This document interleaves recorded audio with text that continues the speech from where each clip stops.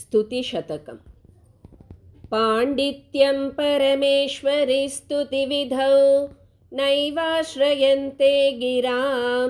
वैरिञ्चान्यपि कुम्भनानि विगलत् गर्वाणि शर्वाणि ते स्तोतुं त्वां परिफुल्लनीलनलिन श्यामाक्षि कामाक्षि मां वाचालीकुरुते तथापि नितरां त्वत्पादसेवादरः तापिञ्चस्तबकत्विषेतनुभृतां दारिद्र्यमुद्राद्विषे संसाराख्यतमोमुषे पुररिपोः वामाङ्कसीमाजुषे कम्पातीरमुपेयुषे कवयतां जिह्वाकुटिं जग्मुषे विश्वत्राणपुषे नमोऽस्तु सततं तस्मै परञ्ज्योतिषे। ये सन्ध्यारुणयन्ति शङ्करजटा कान्तारचन्द्रार्भकं सिन्दूरन्ति च ये पुरन्दरवधू सीमन्तसीमान्तरे पुण्यं ये परिपक्वयन्ति भजतां काञ्चीपुरे माममी पायासुः परमेश्वरप्रणयिनी पादोद्भवाः पांसवः कामाडम्बरपूरया शशिरुचा कम्रस्मितानां त्विषा कामारेरनुरागसिन्धुमधिकं कल्लोलितं कुर्वती कामाक्षीति समस्तसज्जननुता कल्याणदात्री नृणां कारुण्याकुलमानसा भगवती कम्पातटे जृम्भते कामाक्षीणपराक्रमप्रकटनं सम्भावयन्ती दृशा श्यामाक्षीरसहोदरस्मितरुचि प्रक्षालिता शान्तरा वामाक्षी जनमौलिभूषणमणिः वाचां परा देवता कामाक्षीति विभाति कापि करुणा कम्पातटिन्यास्तटे श्यामा काचन चन्द्रिका त्रिभुवने पुण्यात्मना मानने सीमा शून्यकवित्ववर्षजननी या कापि कादम्बिनी मारारातिमनोविमोहनविधौ काचित्तमः कन्दली कामाक्ष्याः करुणाकटाक्षलहरी कामाय मे कल्पताम् प्रौढध्वान्तकदम्बके कुमुदिनी पुण्याङ्कुरं दर्शयन् ज्योत्स्नासङ्गमनेऽपि कोकमिथुनं मिश्रं समुद्भावयन् कालिन्दीलहरी दशां प्रकटयन् कम्रान्नभस्यद्भुतां कश्चिन्नेत्रमहोत्सवो विजयते काञ्चीपुरे शूलिनः तन्द्राहीनतमालनीलसुषमैः तारुण्यलीलागृहैः तारानाथकिशोरलाञ्छितकचैः ताम्रारविन्देक्षणैः मातः संश्रयतां मनो मनसिज प्रागल्भ्यनाडिन्धमैः कम्पातीरचरैर्गणस्तनभरैः पुण्याङ्कुरैशाङ्करैः नित्यं निश्चलतामुपेत्य मरुतां रक्षाविधिं पुष्णति तेजःसञ्चयपाटवेन किरणान् उष्णद्युतिर्मुष्णति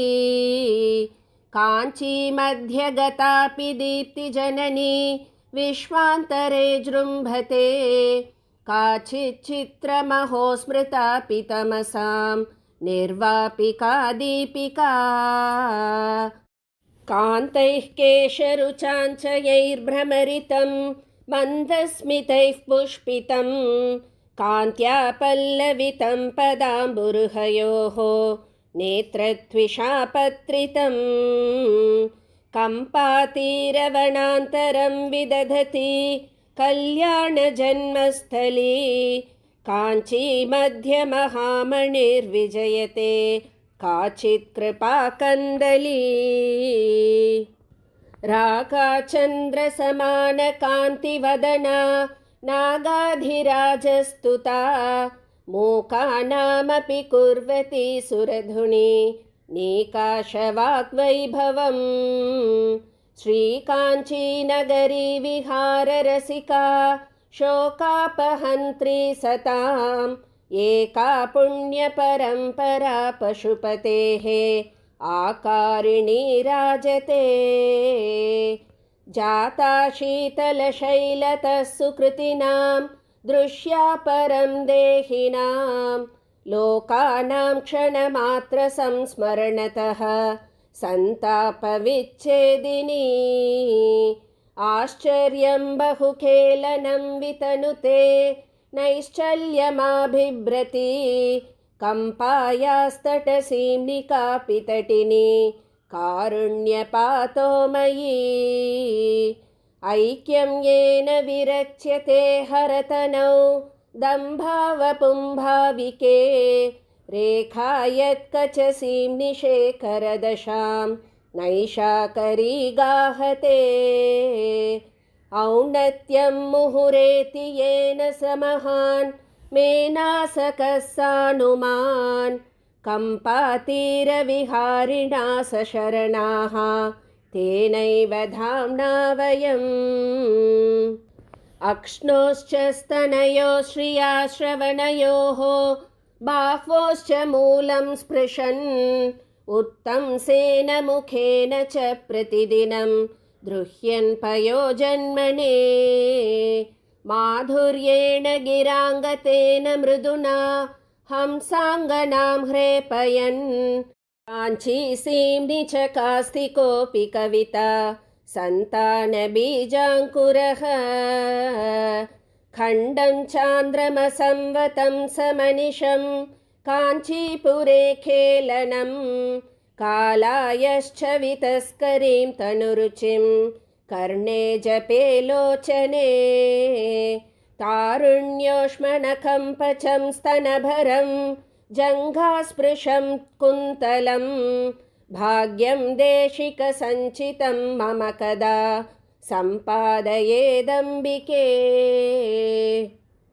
तन्वानं निजकेलिसौधसरणिं नैसर्गिकीणां गिरां केदारं कविमल्लसूक्तिलहरी सस्यश्रियां शाश्वतम् अम्भोवञ्चन चुञ्चु किञ्चन भजे काञ्चीपुरीमण्डनं पर्यायच्च विपाकशासनमणेः पौष्पेशवं पौरुषम् आलोके मुखपङ्कजे च दधति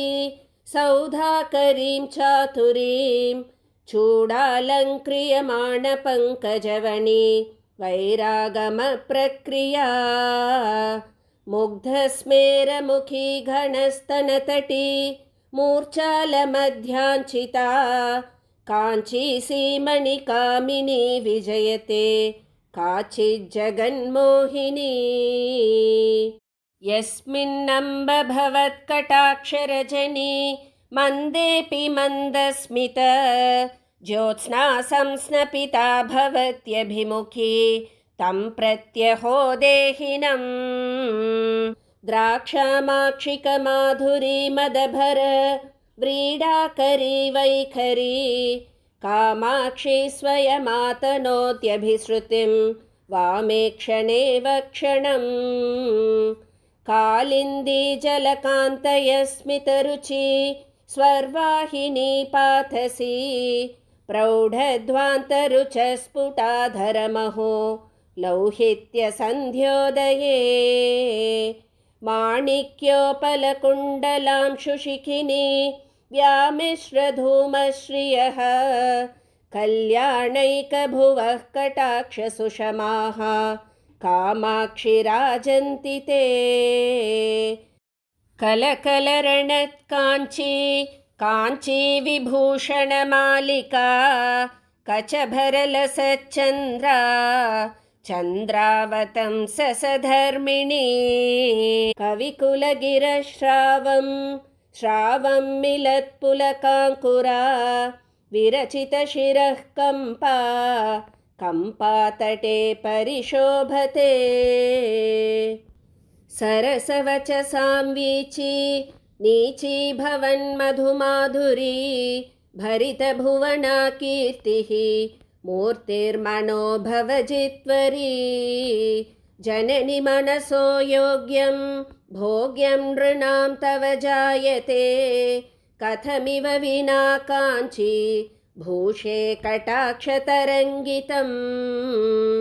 भ्रमरितसरित्कूलः नीलोत्पलप्रभयाभया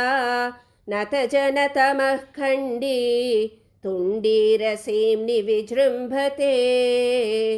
अचलतपसामेकः पाकः प्रसूनशरासन प्रतिभटमनोहारी नारीकुलैकशिखामणिः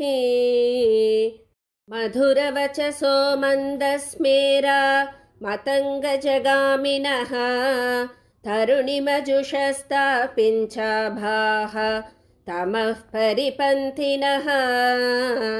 कुचभरनथाः कुर्युः भद्रं कुरङ्गविलोचनाः कलितकरुणाः काञ्ची भाजः कपालिमहोत्सवाः कमलसुषमा कक्ष्यारोहे विचक्षणवीक्षणाः कुमुदसुकृतक्रीडा चूडालकुन्तलबन्धुराः रुचिररुचिभिस्तापिञ्च श्री प्रपञ्चनचुञ्चवः पुरविजयिनः कम्पातीरे स्फुरन्ति मनोरथाः कलितरतयः काञ्ची लीलाविधौ कविमण्डली वचनलहरी वासन्तीनां वसन्तविभूतयः कुशलविधये भूयासुः मे कुरङ्गविलोचनाः कुसुमविशिकारातेः अक्ष्णां कुतूहलविभ्रमाः कबलिततमस्काण्डाः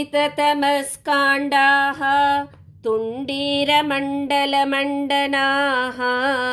सरसिजवणीसन्तानानाम् अरुन्धुतशेखराः नयनसरणेर्नेदीयां सह कदानुभवन्ति मे तरुणजलदश्यामाः शम्भोस्तपः फलविभ्रमाः अचरममिषुं दीनं मीनध्वजस्य मुखश्रिया सरसिजभुवो यानं म्लानं गतेन च मञ्जुना त्रिदशसदसामन्नं खिन्नं गिरा च वितन्वती तिलकयति सा कम्पातीरं त्रिलोचनसुन्दरी जननि भुवने सङ्क्रम्ये अहं कियन्तमनेहसं कुपुरुषकरभ्रष्टैः दुष्टैर्धनैरुदरम्भरिः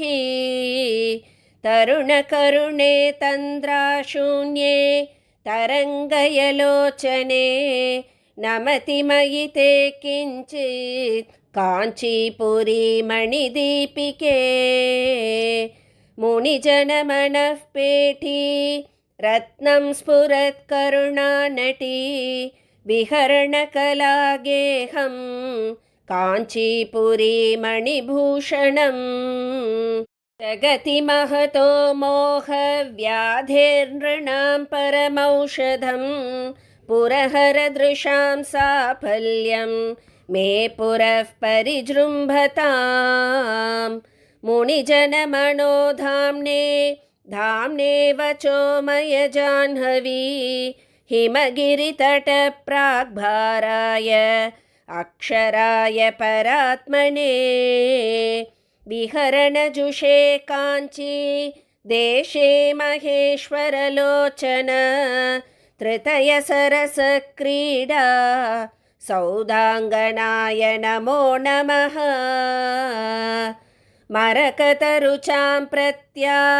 देशं महेश्वरचक्षुषाम् अमृतलहरीपूरं पारं भवाक्यपयोनिधेः सुचरितफलं काञ्चीबाजः जनस्य पचेलिमं हिमशिखरिणो वंशस्य एकं वतं समुपास्महे प्रणमनदिनारम्भे कम्पानदी सखितावके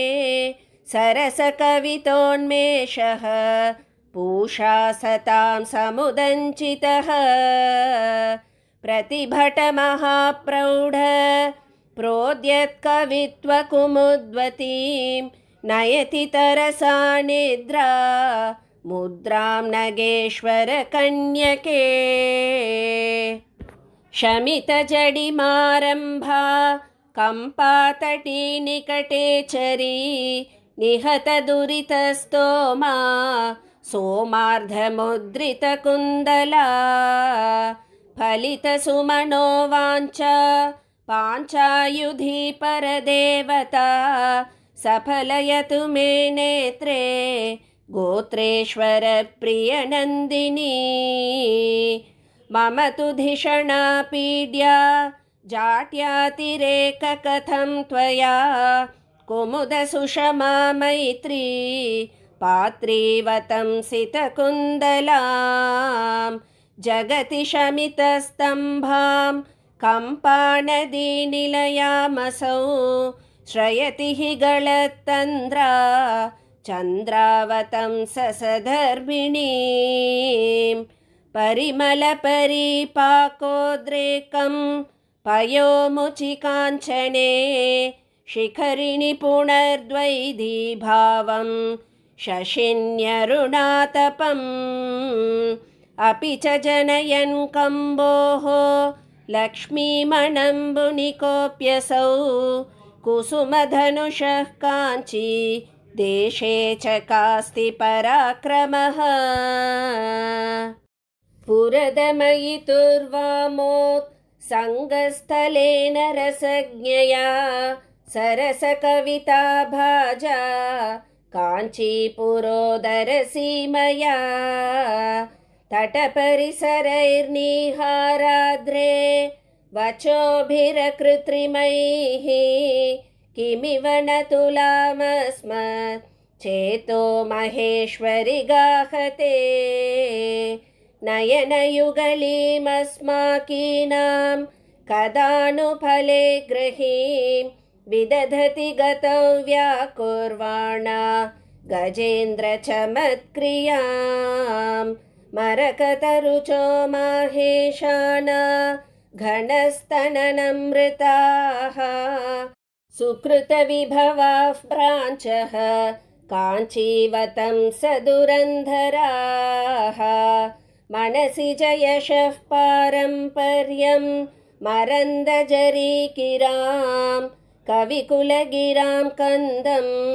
कम्पानदीतटमण्डनं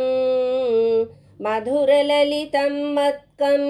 चक्षुर्मणिषि मनोहरं पुरविजयिनः सर्वस्वं तत्पुरस्कुरुते कदा शिथिलिततमोलीलां नीलारविन्दविलोचनां दहनविलसत्फालां श्रीकामकोटिमुपास्महे करधृतलसच्चूलां कालारिचित्तहरां परां मनसि च कृपालीलां लोलालकामलिकेक्षणां कलालीलाशाला कविकुलवचः कैरववणी शरज्योत्स्नाधारा शशधरशिशुश्लाघ्यमुकुटी पुनीतेन कम्पा पुलिनतटसौहार्दतरला कदा चक्षुर्मार्गं कनकगिरिधानुष्कमहिषी नमस्तान्नम्रेभ्यः स्तनगरिमगर्वेण गुरुणा दधानेभ्यश्चूड आभरणममृतस्यन्दिशिशिरं सदा वास्तव्येभ्यः सविधभुवि कम्पाक्यसरितः यशो व्यापारेभ्यः सुकृतविभवेभ्यो रतिपतेः असूयन्ती काचित् मरकतरुचेनाकिमुकुटी कदम्बं चुम्बन्ती चरणनखचन्द्रांशुपटलैः तमो मुद्रां विद्रावयतु मम काञ्चीनिलयना हरोत्सङ्गः श्रीमन् मणिगृहमहादीपकलिका अनाद्यन्ता काचित् सुजननयनानन्दजननी निरुन्धाना कान्तिं निजरुचिविलासैर्जलमुचां स्मरारेस्तारल्यं मनसि जनयन्ती स्वयमहो गळत्कम्पा शम्पा परिलसति कम्पा परिसरे सुधाडिण्डीरश्रीः स्मितरुचिषु तुण्डीरविषयं परिष्कुर्वाणासौ परिहसितनीलोत्पलरुचिः स्तनाभ्यामानम्रा स्तबकयतु मे काङ्क्षिततरुं दृशामैषाणीनां सुकृतफलपाण्डित्यगरिमा कृपाधारा द्रोणी कृपणदिषणानां प्रणमतां निहन्त्री सन्तापं निगममुकुटोत्तं सकलिका पराकाञ्चीलीला परिचयवती पर्वतसुता गिरां नीवी देवी गिरिशपरतन्त्रा विजयते कवित्वश्रीकन्दः सुकृतपरिपाटी हिमगिरेः विधात्री विश्वेशां विषमशरवीरध्वजपटी सखी कम्पा नद्याः पदहसितपाथोजयुगली पुराणी पायान्नः पुरमथन साम्राज्यपदवी दरिद्राणां मध्ये दरदलिततापिञ्च सुषमाः स्तनाभोगक्लान्ताः तरुणहरिणाङ्काङ्कितकचाः हराधीना नानाविबुधमुकुटीचुम्बितपदाः कदा कम्पातीरे कथय विहरामो गिरिसुते वरीवर्तुस्थे मा त्वयि मम गिरां देवि मनसः नरीनर्तु प्रौढा वदनकमले वाक्यलहरी चरीचर्तु प्रज्ञा जननि जडिमानः परजने सरीसर्तु स्वैरं जननि मयि कामाक्षि करुणा क्षणाते कामाक्षी भ्रमरसुषमा शिक्षणगुरुः कटाक्षव्याक्षेपः मम भवतु मोक्षाय विपदां नरीनर्तु स्वैरं वचनलहरी निर्जरपुरी सरिद्वीची नीची करणपटुरास्ये मम सदा पुरस्तान्मे भूयः प्रशमनपरस्तान् मम रुजां प्रचारस्ते कम्पा तटविहृतिसम्पादिनि दृशोः इमां याज्ञामूरी कुरु सपदि दूरीकुरुतमः परीपाकं पाकं झटिति बुधलोकं च नय माम् उदञ्चन्ती काञ्ची नगरनिलये त्वत्करुणया समृद्धा वाग्धाटी परिहसितमाध्वीकवयताम् उपादत्ते मार प्रतिभटजटाजूटमुकुटी कुटीरोल्लासिन्याः शतमखतटिन्या जयपटीम् श्रियं विद्यां दद्या जननि नमतां कीर्तिममितां सुपुत्रां प्रादत्ते तव झटिति कामाक्षि करुणा त्रिलोक्यामाधिक्यं त्रिपुरपरिपन्थि प्रणयिनी प्रणामस्त्वत्पादे शमितदुरिते किन्न कुरुते मनः कम्पं कम्पं गमयदुपकम्पं प्रणमतां सदा लोलं लीलं चिकुरजितलोलं बनिकरं गिरां दूरं स्मेरं धृतशशिकिशोरं पशुपतेः दृशां योग्यं भोग्यं तुहिनगिरिभाग्यं विजयते घनश्यामान् कामान्तक महिषि कामाक्षि मधुरान् दृशां पातानेतान् अमृतजलशीतान् अनुपमान् भवोत्पाते भीते मयि वितरजाते दृढभवन् मनःशोके मोके हिमगिरिपताके करुणया नतानां मन्दानां भवनिगलबन्धाकुलधियां महान्ध्यं वृन्दानाम् अभिलषितसन्तानलतिकां चरन्तीं कम्पायाः तटभुवि सवित्रीं त्रिजगतां स्मरामस्तां नित्यं स्मरमथन जीवातु कलिकां पराविद्या हृद्या श्रुतमदनविद्यामरकत प्रभानीला लीला परवशितशूलायुधमनाः तमः पूरं दूरं चरणनतपौरन्दरपुरी मृगाक्षी कामाक्षी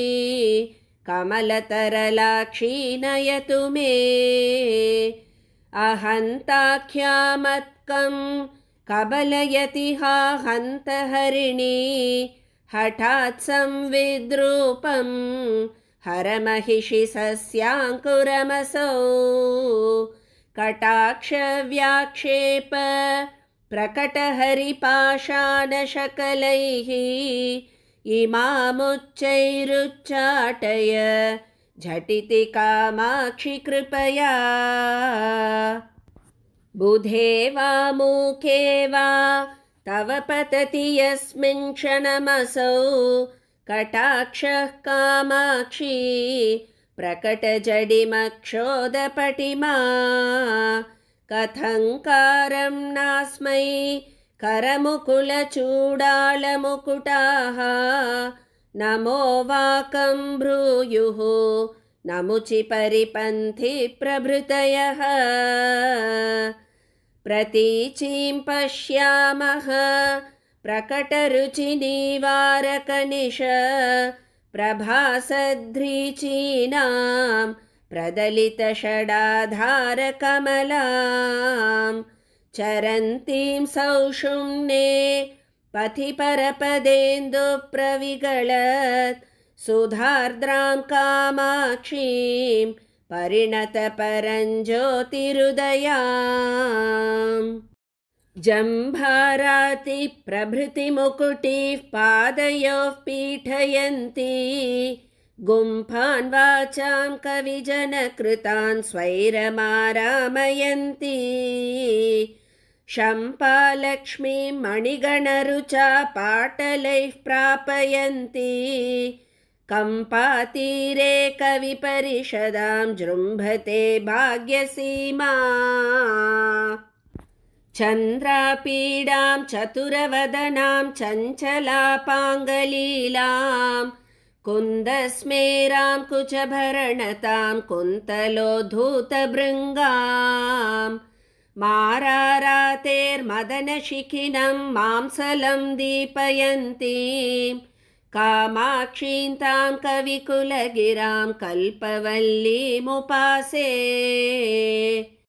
कालाम्भोदप्रकरसुषमां कान्तिभिस्तर्जयन्ती कल्याणानामुदयसरणिः कल्पवल्ली कवीनां कन्दर्पारेः प्रियसहचरी कल्मषाणां निहन्त्री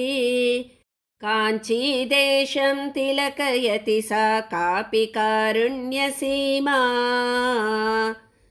ऊरीकुर्वन्नुरसिजतटे चातुरीं भूधराणां पाथोजानां नयनयुगले पारिपन्थ्यं विदन्वन् कम्पातीरे विहरति रुचा मोघयन्मेघशैलीं कोकद्वेषं शिरसि कलयन् कोऽपि विद्याविशेषः काञ्चीलीला परिचयवती कापि तापिञ्च लक्ष्मीः जाड्यारण्ये हुतवः शिखा जन्मभूमिः कृपायाः माकन्दश्रीर्मधुरकविता चातुरी कोकिलानां मार्गे भूयान्मम नयनयोर्मान्मथी कापि विद्या सेतुर्मातर्मरकतमयो भक्तिभाजां भवाब्धौ लीलालोला कुवलयमयी मान्मथी वैजयन्ती काञ्चीभूषा पशुपतिदृशां कापि कालाञ्जनाली मत्कं दुःखं शिथिलयतु ते मञ्जुलापाङ्गमाला व्यावृण्वाणा कुवलयदलप्रक्रिया वैरमुद्रां व्याकुर्वाणा मनसि च महाराजसाम्राज्यलक्ष्मीं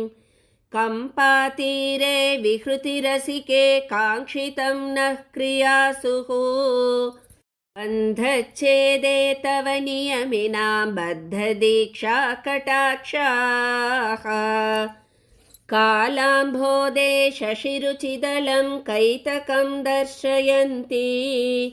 मध्ये सौधामिनी मधुलिहां मालिकां राजयन्ती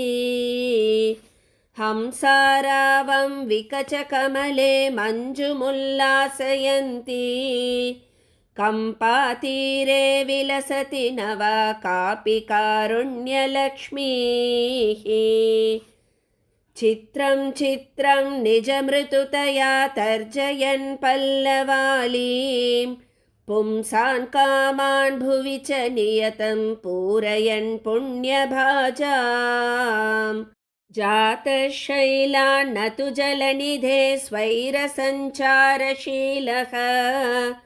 काञ्चीभूषा कलयतु शिवं कोऽपि चिन्तामणिर्मे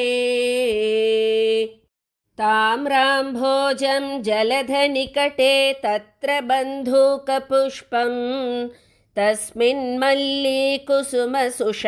तत्र वीणानिनादं व्यावृण्वाणा सुकृतलहरी कापि काञ्चीनगर्याम् ऐशानी सा कलयति तरामैन्द्रजालं विलासम् आहारांशं त्रिदश सदसामाश्रये चातकानां आकाशोपर्यपि च कलयन्नालयं तुङ्गमेषां कम्पातीरे विहरति तरां कामधेनुः कवीनां मन्दस्मेरा मदननिगमप्रक्रिया सम्प्रदायः आर्द्रीभूतैरविरलकृपैरातलीलाविलासैः आस्थापूर्णैरधिकचपलैरञ्जिताम्भोजशिल्पैः कान्तैर्लक्ष्मीललितभवनैः कान्तिकैवल्यसारैः काश्मल्यं नः कबलयतु सा कामकोटिकटाक्षैः आधून्वन्त्यै तरलनयनैराङ्गजीं वैजयन्तीम् आनन्दिन्यै निजपदजुषा मातकाञ्चीपुरायै आस्माकीनं हृदयमखिलैरागमाणां प्रपञ्चैः आराध्यायै स्पृहयति तरामादिमायै जनन्यै दूरं वाचां त्रिदशसदसां दुःखसिन्धोस्तरित्रं मोहक्ष्वेलक्षितिरुहवने क्रूरधारं लवित्रम् कम्पातीरप्रणयिकविभिर्वर्णितोद्यच्चरित्रं शान्त्यै सेवे सकलविपदां शाङ्करं सत्कलत्रम्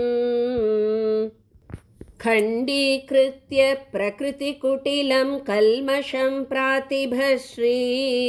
शुण्डीरत्वं निजपदजुषां शून्यतन्द्रं दिशन्ति तुण्डीराख्ये महति विषये स्वर्णवृष्टिप्रदात्री चण्डीदेवी कलयति रतिं चन्द्रचूडालचूडे येन ख्यातो भवति स गृही पूरुषो मेरुधन्वा यदृक्कोणे मदननिगमप्राभवं बोपवीति यत्प्रीत्यैव त्रिजगदधिपो जृम्भते किं पचानः कम्पातीरे स जयति महान् कश्चिदोजो विशेषः धन्या धन्या गतिरिह गिरां देवि कामाक्षि यन्मे निन्द्यां भिन्द्यात् सपदि जडतां कल्मषादुन्मिषन्तीं साध्वी माध्वी रसमधुरता भञ्जिनी मञ्जुरीतिः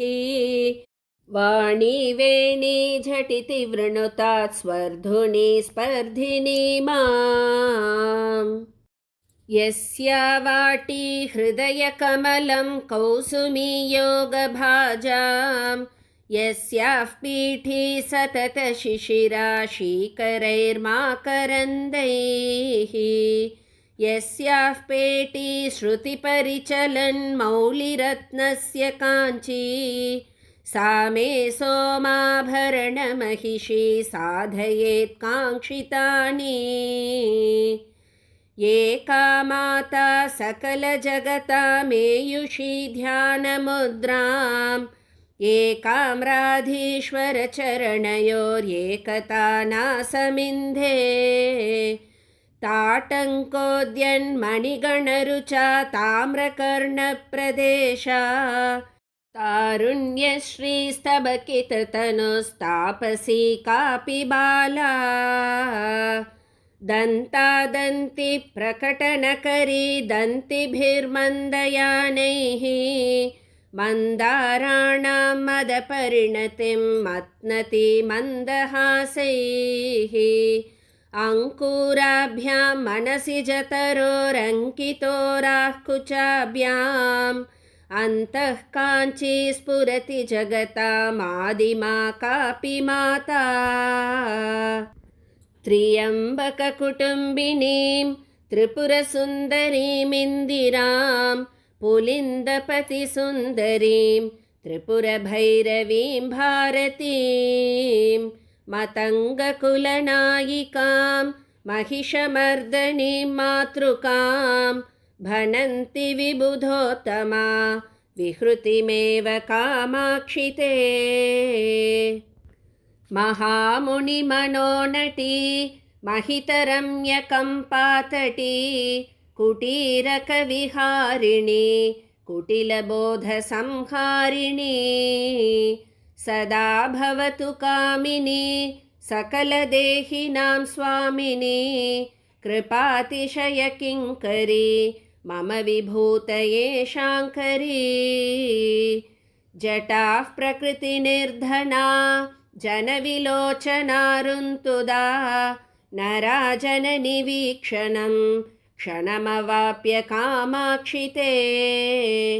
वचस्सु मधुमाधुरीं प्रकटयन्ति पौरन्दरी विभूतिषु विडम्बनां वपुषि मान्मथीं प्रक्रियां। घनस्तनतटस्फुट स्फुरितकञ्चुली चञ्चली कृतत्रिपुरशासना सुजनशीलितोपासना। दृशोऽसरनिमश्नुते मम कदानु काञ्चीपुरे परापरमयोगिनां मनसि चित्कला पुष्कला। कवीन्द्रहृदयेचरी परिगृहीत काञ्चीपुरी निरूढकरुणाझरी निखिललोकरक्षाकरी। मनःपतदवीयसी मदनशासनप्रेयसी महागुणगरीयसी मम दृशोऽस्तु नेदीयसी। धनेन न रमामहे खलजनान्न सेवामहे न चापलमयामहे भवभयान्न दूयामहे। स्थिरां तनुमहेतरां मनसि किञ्च काञ्चीरत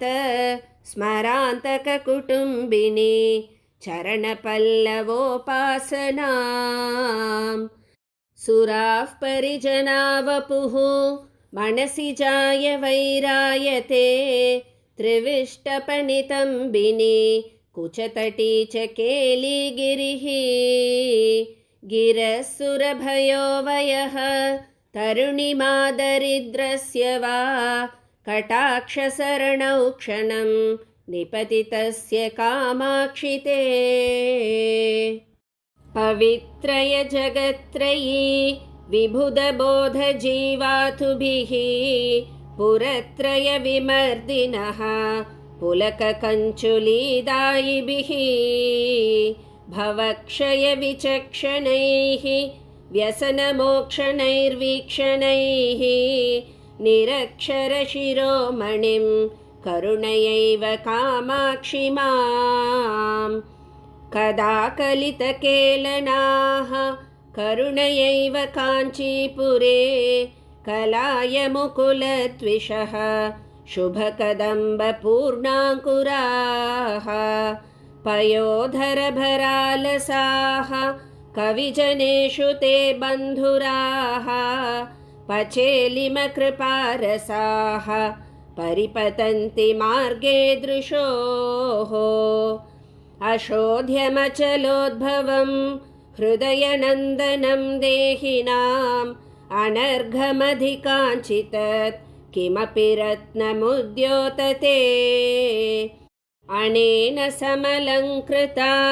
जयति शङ्कराङ्कस्थली कदाय मम मानसं व्रजति पेटिका विभ्रमम्। परामृतझरीप्लुता जयति नित्यमन्तश्चरी भुवामपि बहिश्चरी परमसंविदेकात्मिका। महद्भिरपरोक्षिता सततमेव काञ्चीपुरे ममान्वहमहं मतिः मनसि भातु माहेश्वरी। तमो विपिनधाविनं सततमेव काञ्चीपुरे विहाररसिका परा परमसंविदुर्वीरुहं। कटाक्षनिगलैर्दृढं हृदयदुष्टदन्तावलं चिरं नयतु मामकं त्रिपुरवैरिसीमन्तिनी त्वमेव सति चण्डिका त्वमसि देवी चामुण्डिका त्वमेव परमातृका त्वमपि योगिनी रूपिणी त्वमेव किल शाम्भवी त्वमसि कामकोटिजया त्वमेव विजया त्वयि त्रिजगदम्ब किं ब्रूमहे परे जननि पार्वती प्रणतपालिनी प्रातिभ प्रदात्री परमेश्वरी त्रिजगदाश्रिते शाश्वते त्र्यम्बककुटुम्बिनी त्रिपदसङ्गिनी त्रिक्षणे त्रिशक्तिमयि वीक्षणं मयि निधेहि कामाक्षि ते मनोमधुकरोत्सवं विदधति मनीषाजुषां स्वयं प्रभव वैखरी विपिनवीथिकालम्बिनी अहो शिशिरिता कृपा मधुरसेनकम्पातटे चराचरविधायिनी चरति कापि चिन्मञ्जरी कलावति कलाभृतो मुकुटसीम्नि लीलावती स्पृहावति महेश्वरे भुवनमोहने भास्वती प्रभावति रमे सदा महितरूपशोभावती त्वरावति परे सतां गुरुकृपाम्बुधारावती त्वयैव जगदम्बया भुवनमण्डलं सूयते त्वयैव करुणार्द्रया तदपि रक्षणं नीयते त्वयैव खरकोपया नयनपावके हूयते त्वयैव किल नित्यया जगति सन्ततं स्थीयते चराचर जगन्मयीं सकलहृन्मयीं चिन्मयीं गुणत्रयमयीं जगत्त्रयमयीं त्रिधा मामयीं परापरमयीं सदा दशदिशां निशाहर्मयीं परां सततसन्मयीं मनसि चिन्मयीं शीलये जय जगदम्बिके हरकुटुम्बिनि वक्त्ररुचा जितशरदम्बुजे घनविडम्बिनि केशरुचा परमवलम्बनं कुरु सदा पररूपधरे मम गतसंवितः जडिमडम्बरताण्डविनः भुवनजननि भूषा भूतचन्द्रे नमस्ते कलुषशमनिकम्पातीरगेहे नमस्ते निखिलनिगमवेद्ये नित्यरूपे नमस्ते परशिवमयि पाशच्छेदहस्ते नमस्ते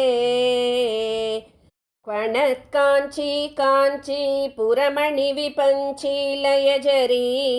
शिरः कम्पा कम्पा वसतिरनुकम्पा जलनिधिः घनश्यामा श्यामा कठिनकुचसीमा मनसि मे मृगाक्षी कामाक्षी हरनटनसाक्षी विहरता समरविजयकोटि साधकानन्दधाटी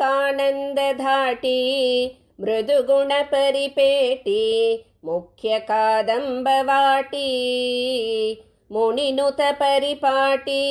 मोहिता जाण्डकोटी परमशिववधूटी पातु मां कामकोटी इमं परवरप्रदं